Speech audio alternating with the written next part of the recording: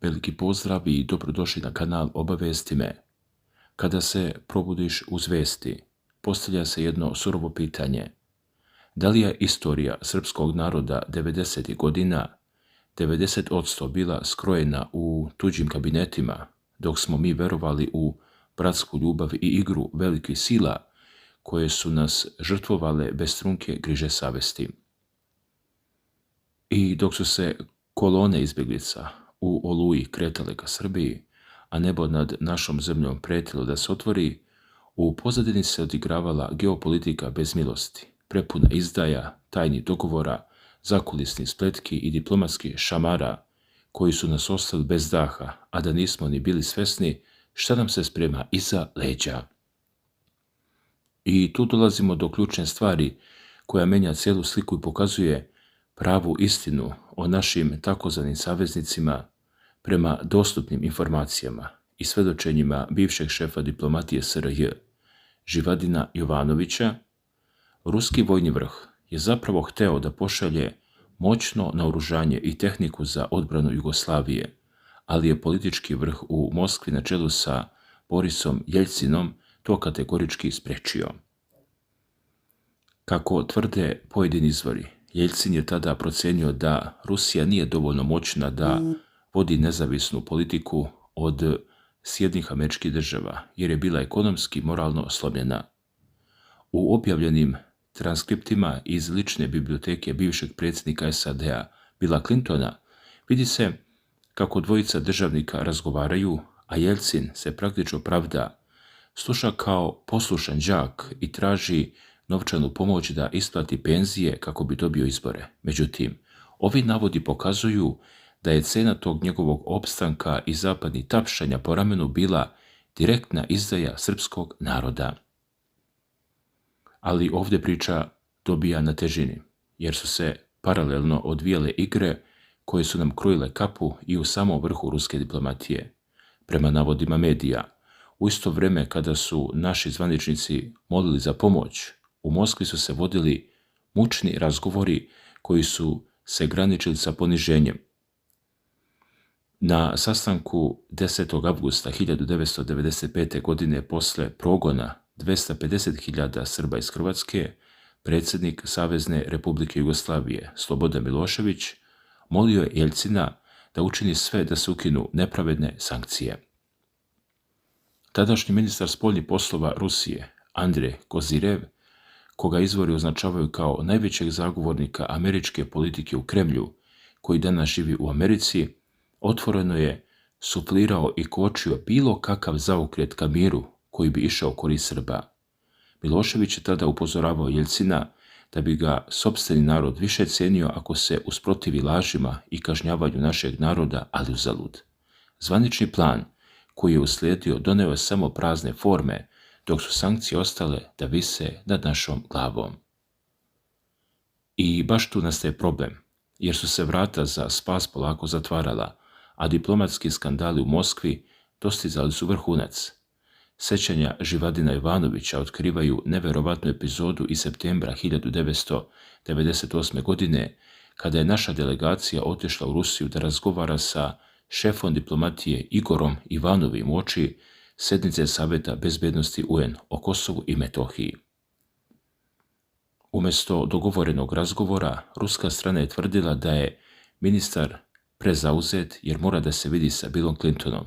U toj trci Jovanović ga hvata u hodniku, moli za par minuta, a Ivanov obećava sastanak koji se pretvara u pravu diplomatsku predstavu.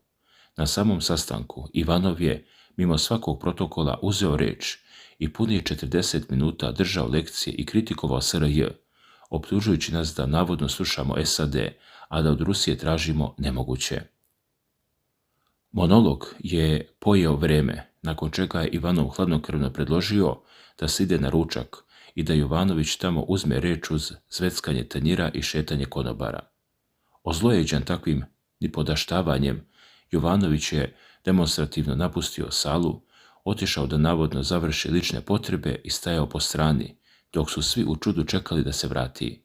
Kada je ponovo seo za sto, uslijedilo je oštro suočavanje u kojem je Jovanović poručio da je Kosovo za Srbiju sudbinsko pitanje, a za Rusiju samo usputna tema, na što je Ivanov odbrusio da odlučno odbija sve insinuacije da Rusija trguje kosovskim pitanjem.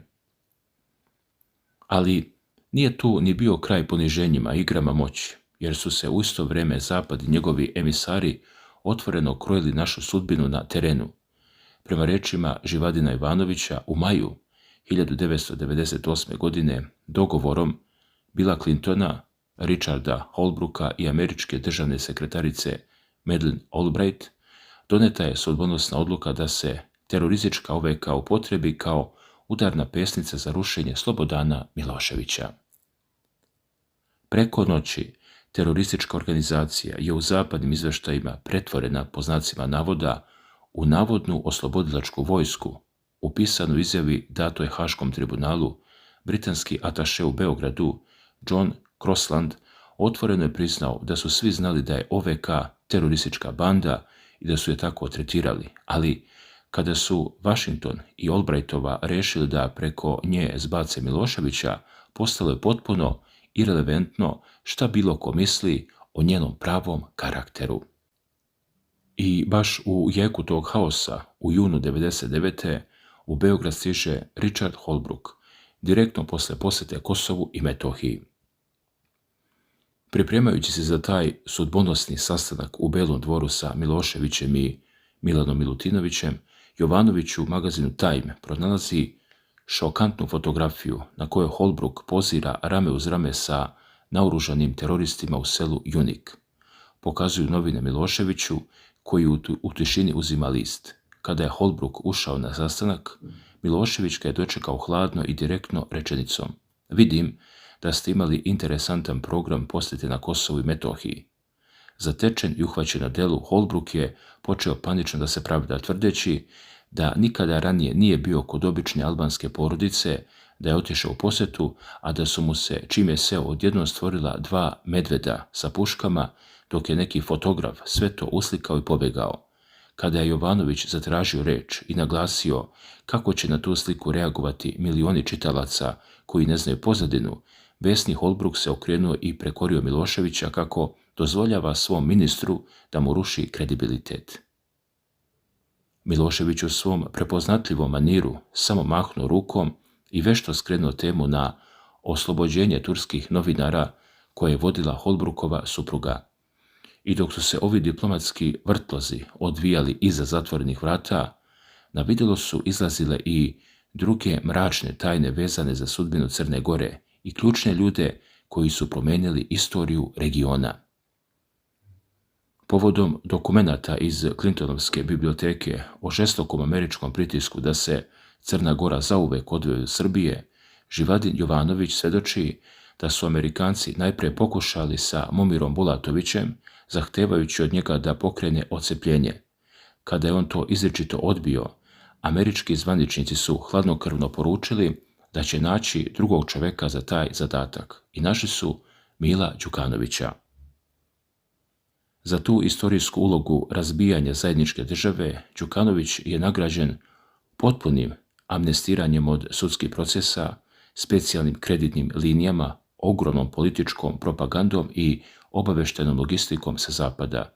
Što je oštrije vodio politiku protiv Srbije i Rusije, to je više postajao miljenik Vašingtona i Londona, čime je dovršen proces geopolitičkog razbijanja.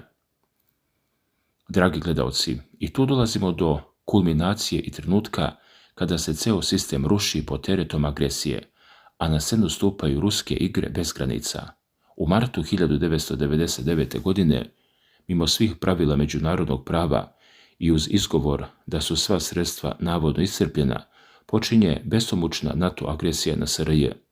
U znak dramatičnog protesta, tadašnji premijer Rusije, Jevgenij Primakov, okreće svoj avion usled leta iznad Atlantika na putu za Washington i triumfalno se vraća u Moskvu. Zbog tog časnog poteza i otvorenih simpatija prema stradalom srpskom narodu, Primakov je odmah skrajnut i sklonjen sa mesta pregovarača, a umjesto njega je postavljen Viktor Černomirdin, lični prijatelj tadašnjeg potpredsjednika SAD-a Al Gora, koji mu je navodno obećao američku podršku na predsjedničkim izborima. Kada je Černomirdin zajedno sa Martijem Ahtisarijem došao u Beograd da nametne kapitulaciju 2. juna 1999. godine, Jovanović mu je direktno postavio pitanje zašto se mirovni sporazum poziva na strogu 7. glavu povelje UN umjesto na 6. glavu. Ahtisari mu je osorno i u bradu odgovorio zato što smo moj drug Viktor i ja tako odlučili, jasno im stavljajući do znanja da Černomirdin nikada nije bio srpski drug, već poslušnik zapadnih centara moći. Ljudi, zato je važno razumjeti sljedeće. Dok smo mi tragali za spasonosnim kanalima i nadali se čudu, situacija oko legendarnog raketnog sistema PVO S-300 pretvorila se u kolektivnu nacionalnu moru i zabludu. Fenomen ovog sistema i dalje okupira javnost, a mnoga pitanja ostaju bez konačnog odgovora. Bivši komandant JRV i PVO, general Spasoje Smiljanić, potvrdio je u svojim dokumentima da je tehnička uprava Generalštaba vojske Jugoslavije još 1997. godine izradila predlog za nabavku 2 diviziona S-300 PMU-2. Svi su znali da bi nam taj moćni sistem doneo prevlast u vazduhu i da je strah Amerikanaca od njega bio ogroman, što je potvrdio i američki vazduhoplovni izaslanik John Pemberton, postavljajući panična pitanja našem vojnom vrhu uoči same agresije, kada je na posljednjem sastanku 18. marta 1999. godine pitao generala Smiljanića da li imamo S-300, dobivši ledeni odgovor: saznaćete ako nas napadnete. Pa ipak, državno rukovodstvo je bilo u bezizlaznoj materijalnoj situaciji sa hiperinflacijom, a zvanična Moskva na čelu sa Borisom Jelcinom kategorički je odbila svaku pomisao na isporuku ovog oružja. Ali ovdje priča nestaje, jer su se paralelno odvijale neverovatne igre i na drugim adresama. Prema navodima koji su isplivali tokom sudskih procesa u Zagrebu, trgovac oružjem Zvonko Zubak tvrdio je da je za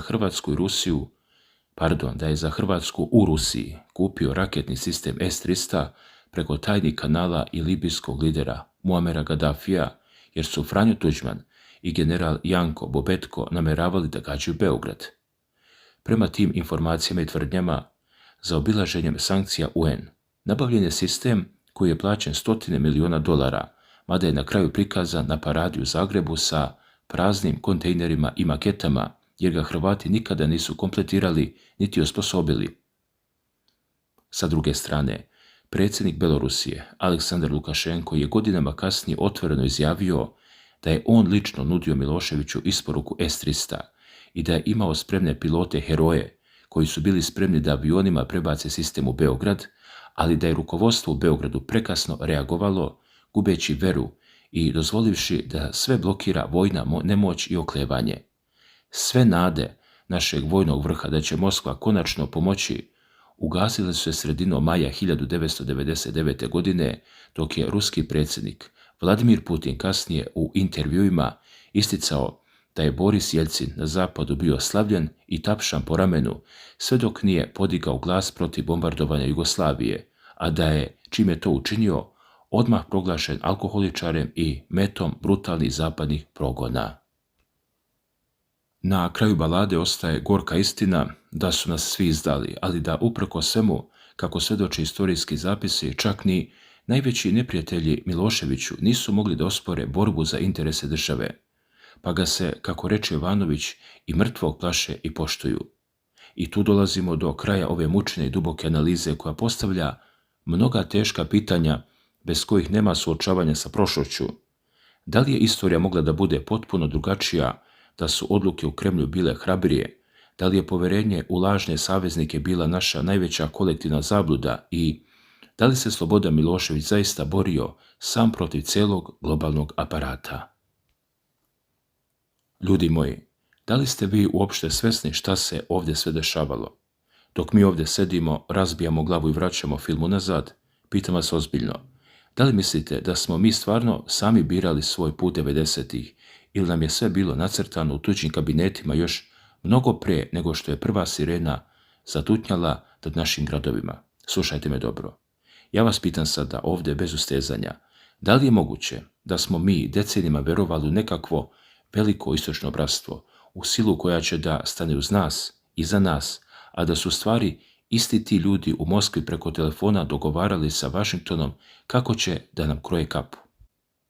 Pazi sad, kad ti čovjek pogleda u oči i kaže ja te volim, brate moj pravoslavni, a u isto vrijeme ti udara sankcije, blokira isporuku onoga što ti glavu čuva i pravda se stranim ambasadorima da ne smije da pisne, kako bi vi to nazvali? Je li to spasenje ili je to najprljavija izdaja u istoriji modernog Balkana? Pitam vas ja i želim da mi svako od vas ovdje napiše u komentarima šta misli. Da li je Slobodan Milošević stvarno bio usamljeni junak koji se borio protiv cijelog sveta ili je sa druge strane bio čovjek koji je možda iz najbolje namere upao u tuđe zamke jer nije htio da vidi da li nam saveznici okreću leđa? Sjetite se samo onog trenutka kada je Jevgenij Primakov okrenuo avion iznad Atlantika. Čovjek se pobunio protiv nepravde, tikao glas, udario šakom o sto i šta se desilo? Sklonili su ga preko noći. Sklonili su ga da ne ometa, da ne smeta onima koji su već sve dogovorili, a nama poslali Černomirdina i Ahtisarija da nam u lice kažu mi smo ovako odlučili, a vi gubite teritoriju. Pa čekajte bre, gde tu ima trunke pravde, gde tu ima trunke savezništva? I nemojte da mi kažete da niste znali za ovo. Sjetite se samo onih slika iz Tajma, kada Richard Holbrooke šeta sa teroristima po Kosovu, pa se posle u Belom dvoru pred Miloševićem pravda kako su mu jednom 2 medveda po znacima navoda iznenada sela na rame dok je pio kafu, pa da čovjek ne zna da li da plače ili da se smeje od muke. Čovjek ti ruši državu, naoružava one koji pale srpske kuće, a onda ti dolazi na noge i glumi mirotvorca. A naši političari gledaju novine, okreću glavu, pa skreću temu na oslobađanje nekih tamo novinara da se ne bi zamerili gospodaru iz Vašingtona. Razmislite o ovome dobro, pišite mi u komentarima šta mislite jer ovakve istine više ne smemo da krijemo pod tepih. Vidimo se u nastavku priče. Vidite li vi šta se dešavalo sa Crnom Gorom? Kako se od bratske zemlje, od kolijevke srpstva, preko noći stvorilo nešto sasvim drugo. Lepo vam kaže istorija, crno na belo. Kada Momir Bulatović nije hteo da izda i da zabije nož u leđa Srbiji, Amerikanci su mu hladnokrvno rekli nema problema, naći ćemo mi drugog i našli su ga.